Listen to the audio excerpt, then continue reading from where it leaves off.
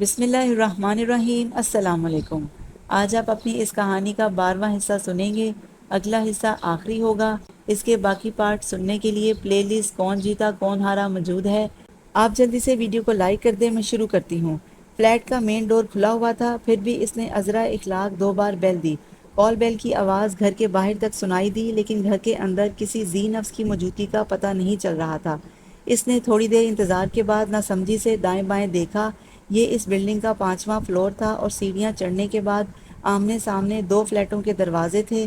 سامنے والے فلیٹ میں تالا لگا ہوا تھا، جس سے پتہ چلتا تھا کہ سامنے والے مکین گھر پر نہیں تھے، اور اس فلیٹ کا دروازہ کھلا تھا مگر کسی گھر والے کے آثار ندارد تھے۔ اس نے قندیل کو آواز دی، 1 بار 2 بار، رفتہ رفتہ اس کی الجھن تشویش میں بدل گئی۔ اول تو قندیل اکیلی فلیٹ پر رہتی نہ تھی، اور اگر تھی بھی تو اس وقت کہاں تھی۔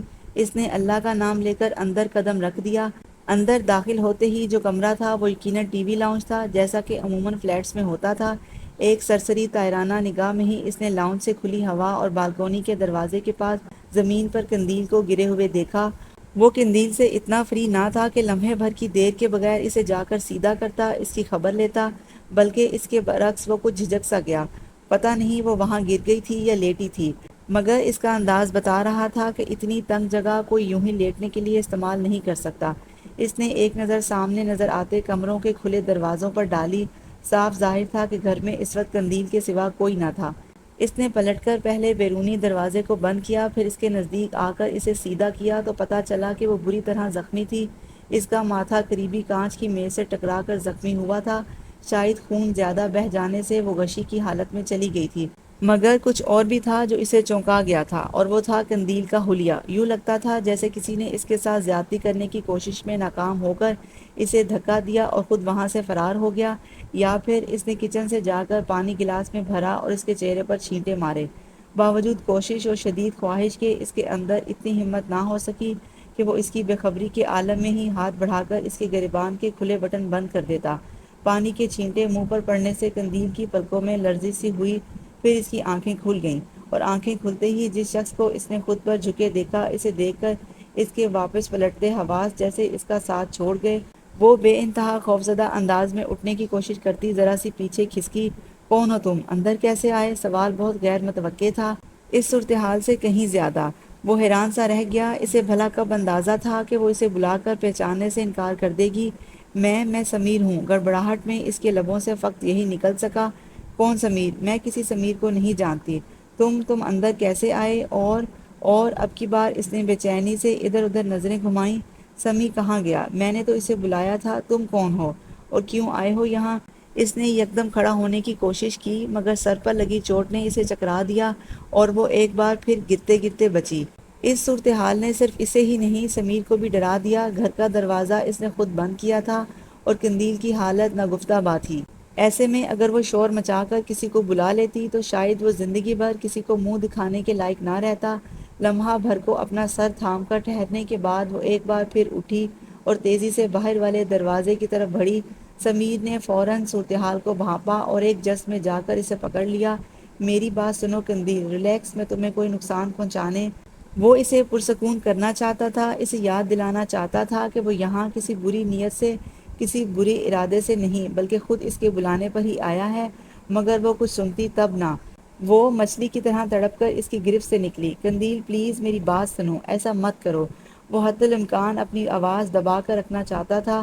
قندیل اس کی گرفت سے نکل کر بالکونی کی طرف بھاگی، شاید وہ وہاں سے کسی کو آواز دینا چاہتی تھی، مگر سمیر نہیں چاہتا تھا کہ اس کی موجودگی میں اس فلیٹ کی 4 دیواری سے باہر جائے۔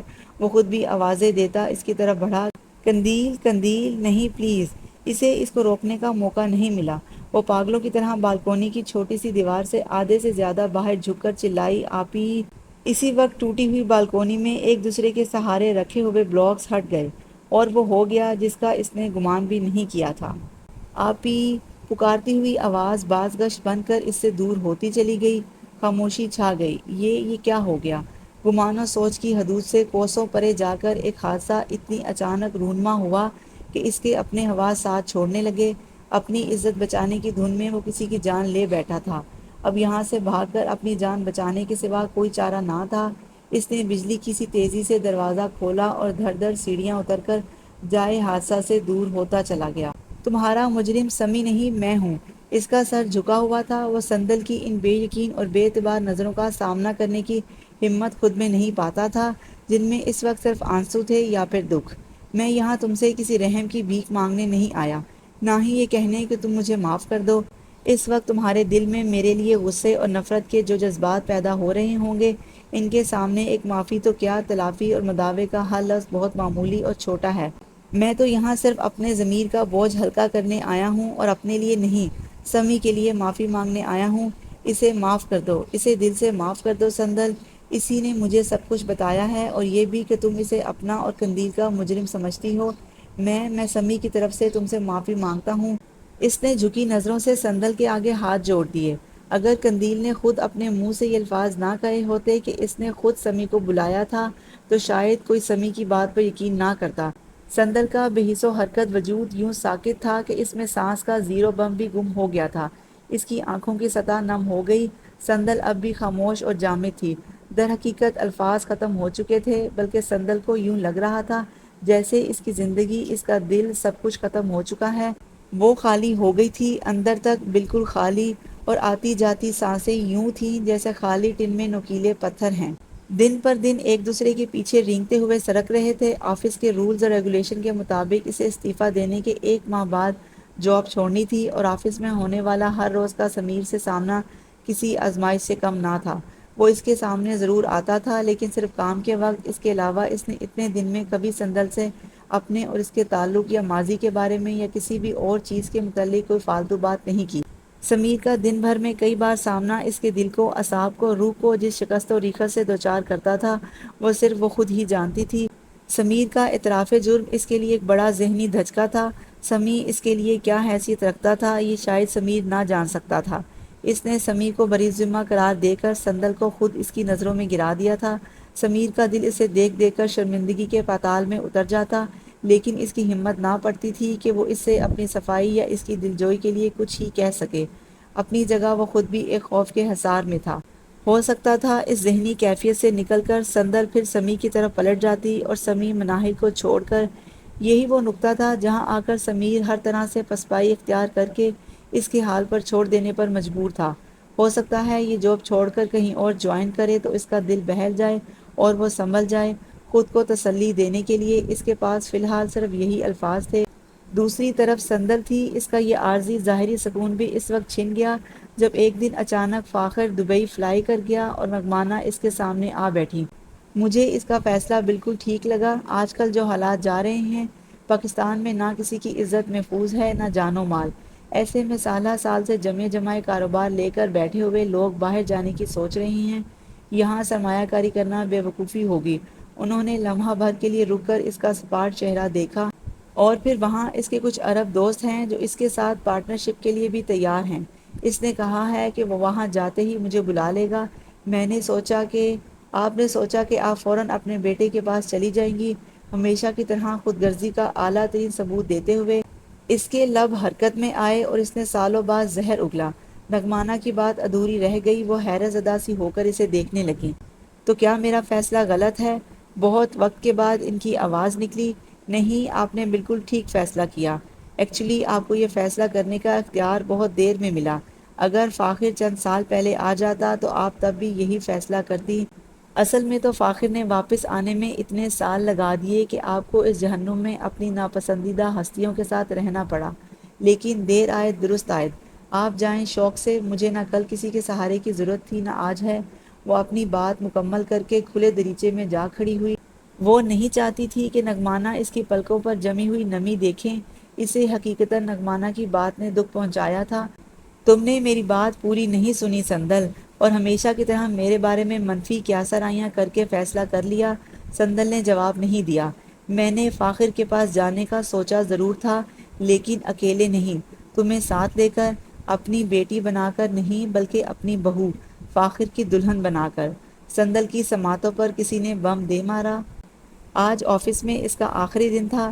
اس کی دماغی غیر حاضری کے سبب پچھلے کچھ دنوں میں اس کے خلاف اتنی کمپلینٹس جمع ہو چکی تھیں کہ اگر وہ استعفیٰ نہ دے چکی ہوتی تو ویسے بھی آفس میں اس کے آخری دن نزدیک ہی ہوتے۔ آدھے سر کا درد مستقل مکین بن چکا تھا۔ جیسے جیسے کر کے اس نے 2-3 کام نپٹائے، اس کی طبیعت کی ابتری اس کی شکل سے ہی نمایاں تھی۔ جو آفس سٹاف کے 2-4 ممبر سلام دعا کی حد تک اس کے قریب تھے، وہ بھی سمٹ کر چپ چاپ بیٹھے تھے۔ وہ بمشکل اپنا دھیان گھسیٹ کر کسی اور جانب لگاتی اور اگلے ہی لمحے نغمانہ کی باتیں اس کی دماغی رو کو 1000 وولٹ کے جھٹکے لگاتی۔ سمیر نے صبح سے دوپہر اور دوپہر سے شام تک اسے کئی بار اس کیفیت میں دیکھا اور ہر بار اپنے دل کو دکھ کی نئی کیفیت سے نئے سرے سے گزرتا محسوس کیا۔ آفس ٹائم ختم ہونے سے کچھ دیر پہلے اس کے کیبن کے سامنے سے گزرتے ہوئے اس نے یوں ہی اچٹتی نظر اس کے چہرے پر ڈالی تھی، وہاں وہی پتھریلی کیفیت رقم تھی۔ دل کے ہاتھوں بے حد مجبور ہو کر وہ نہ چاہتے ہوئے بھی ایک نمبر پر کال کر بیٹھا، اور جب ساری صورتحال گوش گزار کر کے اس نے چپڑاسی کے ذریعے سندل کو کچھ دیر چھٹی کے بعد آفس میں ٹھہرنے کا پیغام بھجوایا تو وہ اپنی سیٹ سے اٹھ کر جا چکی تھی۔ کیا ماما اتنا عرصہ میرے ساتھ رہنے کی سزا دینا چاہتی ہیں مجھے؟ اس کے دل اور دماغ اپنی بدگمانیوں کی انتہا پر تھے۔ جب ہی تو وہ فاخر کے ساتھ مجھے نتھی کرنے کا سوچ رہی ہیں۔ جانتی جو ہیں کہ میں نے زندگی میں کبھی اس شخص کو پسند نہیں کیا، میں نے تو بھائی ہونے کے باوجود اسے کبھی اپنا بھائی نہ مانا نہ سمجھا، تو پھر اب کیسے میں ایک نیا بندھن، ایک نیا رشتہ؟ کیا اوندھی سوچ ہے؟ جس شخص کی مطلب پرستی نے میرے باپ کی جان لی، میں اس کے ساتھ اف نہیں۔ اس کا دماغ کلی طور پر معاف تھا، نگاہوں کے سامنے تر میرے سے ناچ رہے تھے اور دل میں اٹھتے تیش کے بگولوں نے سامنے کا رستہ دھندلا دیا تھا۔ جب ہی وہ سامنے سے آتی فل سپیڈ کار نہ دیکھ سکی اور تیز قدموں سے چلتی اس کے سامنے آ گئی۔ گاڑی کے ٹائر چرچرائے مگر وقت پر بریک نہ لگ سکا اور ایک زوردار دھکے نے اسے کئی فٹ فضا میں اوپر کی طرف اچھال کر بے رحمی سے کسی نکیلے پتھر پر پٹک دیا۔ آج بس یہیں تک ختم کرتے ہیں۔ ہماری یہ کہانی آہستہ آہستہ آخری سفر طے کر رہی ہے۔ اگلا حصہ اس کا آخری ہوگا۔ سننے کے لیے میرے ساتھ رہیے گا۔ اگر آپ نے ابھی تک ویڈیو کو لائک نہیں کیا تو پلیز لائک کر دیں۔ میری دعا ہے کہ اللہ آپ کو آسانیاں عطا فرمائے اور آسانیاں تقسیم کرنے کا شرف عطا فرمائے۔ جزاک اللہ۔